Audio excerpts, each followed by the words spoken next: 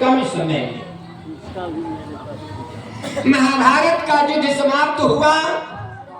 महाराज युधिष्ठिर हस्तिनापुर के राजा हो गए। रात्रि में उन्होंने स्वप्न देखा। बोले सिर कटे प्राणी पीछा कर रहा है, स्वप्न में देखा। सवेरा हुआ, द्वारकापुरी गए। कहा हे द्वारिकानाथ, रात्रि में मैंने स्वप्न देखा तो सिर कटे प्राणी को देखा, महिलाओं को रोते चिल्लाते देखा, बच्चों को बिलखते हुए देखा। ये क्या है? श्री कृष्ण ने कहा भैया दुर्योधन, आपको पाप लग गया है। कहा कैसा पाप? बोले महाभारत में इतने प्राणी की हत्या हुई, रक्तपात हुआ, जिसका पाप लग गया। याद था। उन्होंने कहा प्रभु आपने महाभारत के मैदान में कहा कि जो कुछ कर रहा हूं मैं कर रहा हूं, तो आपने महाभारत लड़ा, आपने सब किया कराया, मुझे पाप क्यों लगा? बोले हे युधिष्ठिर, साधन में भी दोष लग जाता है। साधन में जैसे कोई हथियार से आप कोई चीज काटे तो उसमें भी वो लग जाता है। बोले हे धर्मराज युधिष्ठिर, आप मेरे साधन थे, आपका मैंने उपयोग किया था, इसलिए आपको भी दोष है।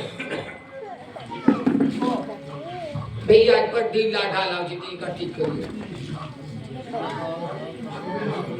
कहा सरकार अब इसका क्या उपाय है? बोले हे महाराज, आप ही राजसूय यज्ञ करो और उस यज्ञ में जितने ब्राह्मण देवता संत मुनि महात्मा देवता जितने हैं सबको निमंत्रण दिलाओ और हम एक पंचमुखी शंख रख देंगे। और जब आप पाप से मुक्त हो जाओगे तो अपने आप यह पंचमुखी शंख 5 बार बज जाएगा, लेकिन अखंड बजेगा, खंड नहीं। अब विचार करें, 33 करोड़ देवता, 56 करोड़ जदुवंशी, 84,000 संत ऋषि मुनि महर्षि, 12,000 ब्राह्मण, ये सब इकट्ठे हो गए और जितने मन चाहा भोजन था सबने भोजन कर लिया, लेकिन एक बार भी शंख घंटा बजाए। धर्मराज युधिष्ठिर जी ने कहा महाराज हे द्वारिकानाथ, अब तो अनर्थ हो गया। हम और आप जानते थे कि मुझे पाप लग गया है। अब तो पूरे पृथ्वी पर, पूरे ब्रह्मांड में ये चर्चा हो गई कि धर्मराज युधिष्ठिर को पाप लगा है। और यज्ञ में जब स्वतः पंचमुखी शंख अखंड बज जाएगा तो पाप मुक्त हो जाएगा। एक बार भी नहीं बजा, अब तो मेरी जग हसाई होगी। अब क्या? द्वारिकानाथ ने कहा कि सभी संत महात्मा आ गए? बोले हाँ आ गए।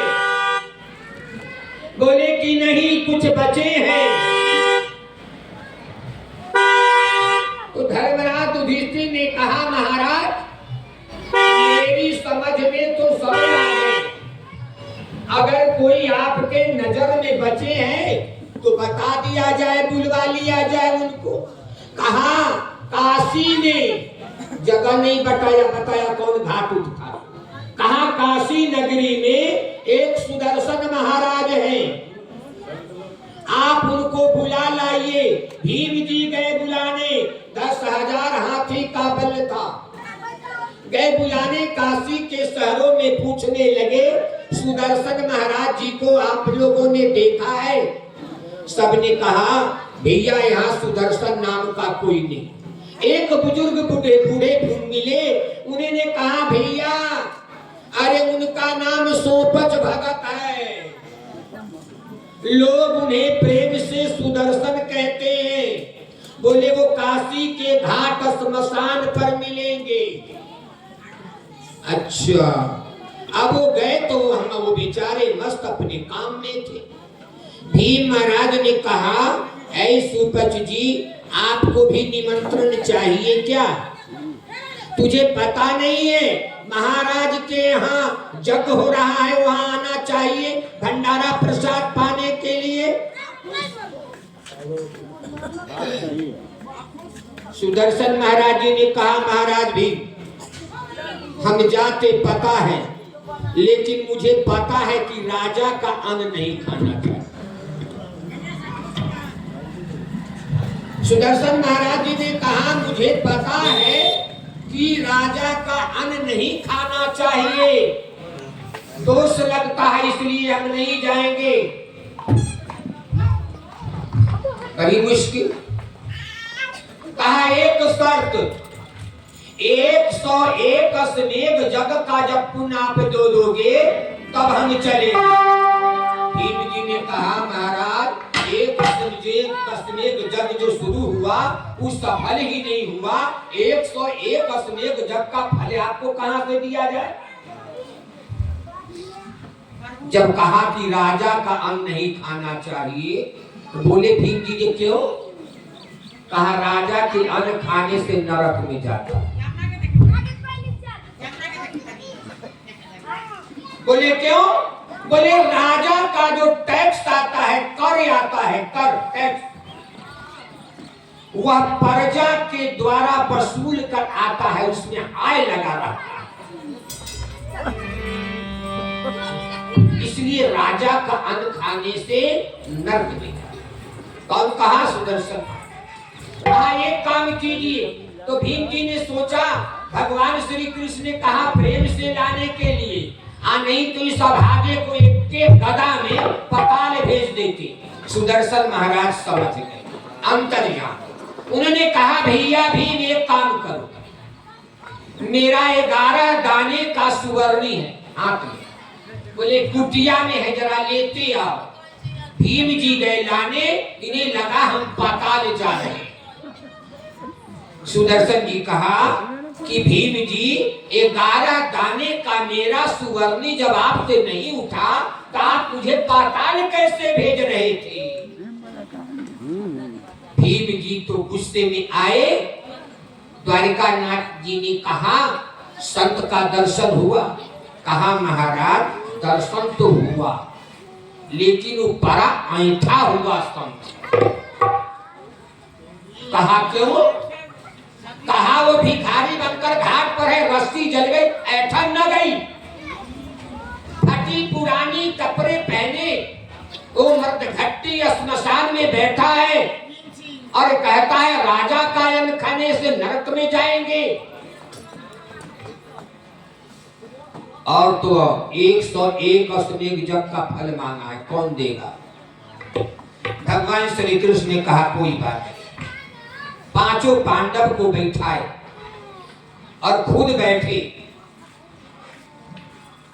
द्रौपदी भी बैठी और इतने रथ पर चढ़ करके चले सुदर्शन महाराज के पास। मैं संत की कहानी कह रहा हूं, ये भगवान की नहीं।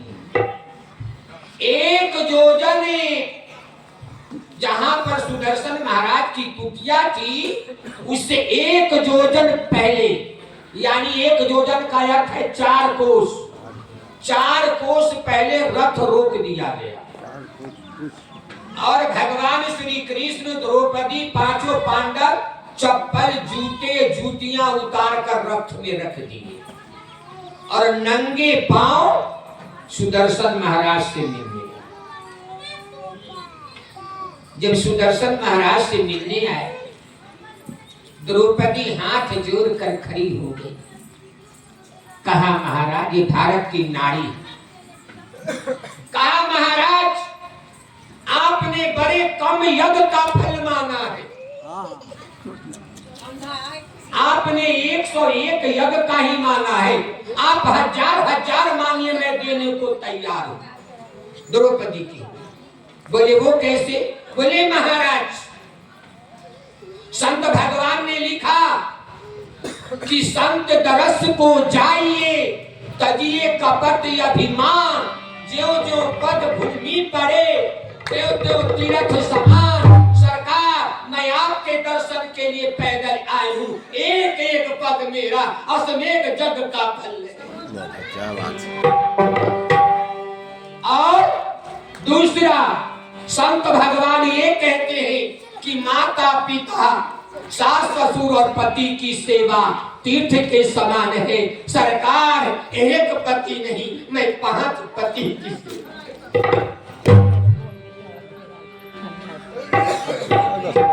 अब तो महाराज रथ में बैठ कर आए। भगवान कृष्ण ने कहा जो महात्मा इतने उत्तम है द्रौपदी इसके लिए भोजन स्पेशल बनना चाहिए। भगवान श्री कृष्ण के निर्देश में द्रौपदी महारानी 56 प्रकार का व्यंजन 56 वस्त्र पहन के बनाई और भगवान श्री कृष्ण नमक चीनी मसाला डलवाने वाले थे। रंग रंग के व्यंजन बन गए, परोसा गया। लेकिन सुदर्शन महाराज ऐसे संत थे जो मात्र 5 ग्रास ही भोजन करते थे, 5 से ज्यादा नहीं करते थे। बोले क्यों? बोले वो साधक थे, वो अंधविश्वास में नहीं थे, वह साधक थे परमात्मा के। बोले कि अधिक भोजन करने से साधना नहीं होगी, 5 ग्रास भोजन लेते। जब भोजन परोसा गया तो सब में से थोड़ा थोड़ा लेकर और ग्रास को एक तरह एक जगह खिचड़ी बना दिया। द्रौपदी जी के मन में आ गया इतना परिश्रम से इतना स्वादिष्ट भोजन बनाया, संत भगवान अलग अलग स्वाद लेंगे, ये तो आखिर निम्न जाति के ही हैं, स्वाद लेने का हाल क्या जाने। शंख बजा 3 बार लेकिन 5 बार नहीं, और वह भी खंडित हुआ। अब तो अनर्थ हो गया। बोले कि किसी ने अपमान किया है। द्रौपदी से पूछा गया, द्रौपदी जी ने कहा सरकार मैंने मन में ऐसा सोचा था। फिर से 56 प्रकार व्यंजन बनाकर 56 वस्त्र पहन करके द्रौपदी भोजन बनाई और वह भोजन सुदर्शन महाराज पाए। अखंड 5 बार पंचमुखी शंख से ध्वनि हुई, यज्ञ से निर्वृत्ति हो गई, पाप से निवृत्ति हुई, यज्ञ सफल हुआ। इसीलिए कहा कि हरिजन ऊंचा, हरिजन ऊंचा, हरिजन हरि माने भगवान, जन माने आदमी। सबसे जो भगवान का आदमी है वही ऊंचा है। बोले कौन? आज हमें अपने कर्तव्य से गिर गए हैं, चाहे मेरा काम कोई हो, जाति कोई हो, धर्म भर कोई हो, अगर मुझे संत की वृत्ति आ जाए और परमात्मा में महादेव में सच्चा प्रेम हो जाए, परमात्मा अपनाएंगे। बोले कि हरिजन ऊंचा, हरिजन ऊंचा, हरिजन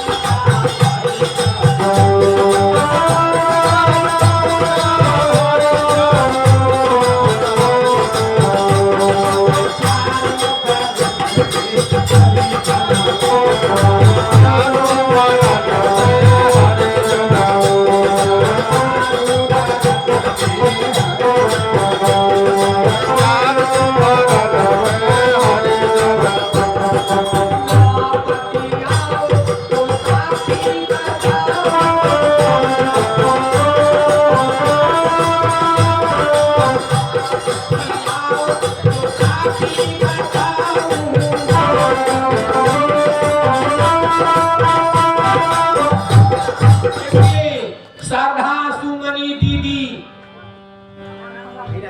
बीना दीदी, गिरी स्वामी की ओर से 201 रुपए का था। परमात्मा सदा सुखी है। अन्नापति